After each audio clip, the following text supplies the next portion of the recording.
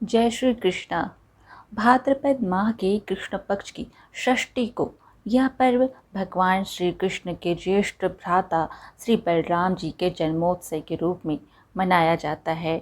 इसी दिन श्री बलराम जी का जन्म हुआ था। बलराम जी का प्रधान शस्त्र हल तथा मुसल है, इसलिए उन्हें हलधर भी कहा जाता है।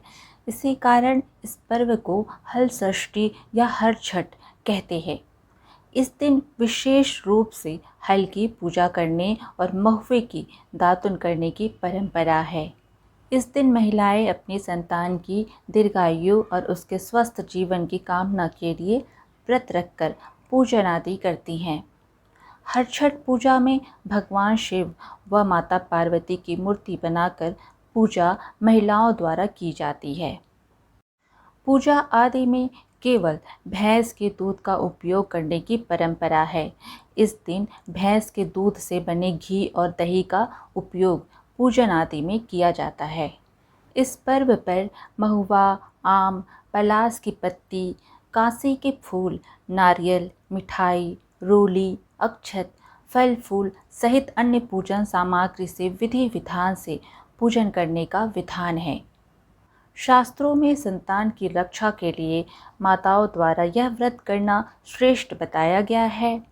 जैसा कि आप सभी जानते होंगे, किसी भी व्रत पूजा पाठ में बिना कथा सुने व्रत को पूरा नहीं माना जाता है। व्रत कथा अवश्य पढ़नी या सुननी चाहिए। चलिए अब इस व्रत की प्रचलित कथा का श्रवण करते हैं। प्राचीन काल में एक ग्वालिन थी। उसका प्रसव काल अत्यंत निकट था। एक ओर वह प्रसव से व्याकुल थी तो दूसरी ओर उसका मन गौरस यानी कि दूध दही बेचने में लगा हुआ था। उसने सोचा कि यदि प्रसव हो गया तो गौरस यूं ही पड़ा रह जाएगा। यह सोचकर उसने दूध दही के घड़े सिर पर रखे और बेचने के लिए चल दी।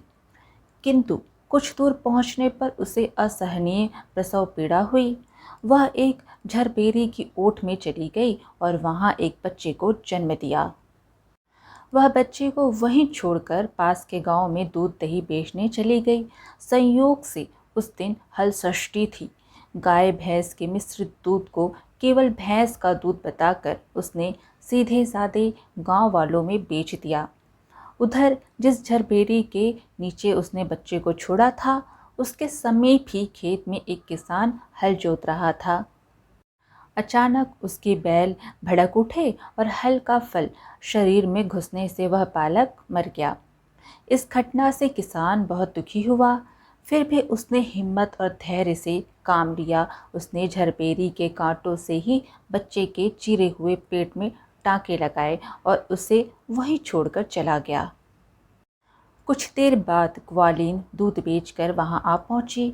बच्चे की ऐसी दशा देखकर उसे समझते हुए देर नहीं लगी कि यह सब उसके पाप की सज़ा है। वह सोचने लगी कि यदि मैंने झूठ बोलकर गाय का दूध ना बेचा होता और गांव की स्त्रियों का धर्म भ्रष्ट ना किया होता तो मेरे बच्चे की यह दशा ना होती। अतः मुझे लौटकर सब बातें गांव वालों को बताकर प्रायश्चित करना चाहिए। ऐसा निश्चय कर वह उस गांव में पहुंची जहां उसने दूध दही बेचा था। वह गली गली घूमकर अपनी करतूत और उसके फलस्वरूप मिले दंड का बखान करने लगी।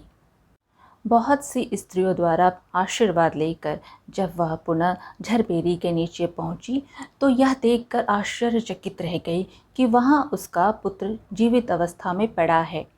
तभी उसने स्वार्थ के लिए झूठ बोलने को ब्रह्म हत्या के समान समझा और कभी झूठ ना बोलने का प्रण कर लिया। इस प्रकार आज की कथा यहीं पर समाप्त हुई। फिर मिलेंगे एक और धार्मिक कथा के साथ। वीडियो पसंद आए तो लाइक शेयर ज़रूर करें और धार्मिक कथाएं सुनने के लिए हमारे चैनल को सब्सक्राइब कर लीजिए। धन्यवाद।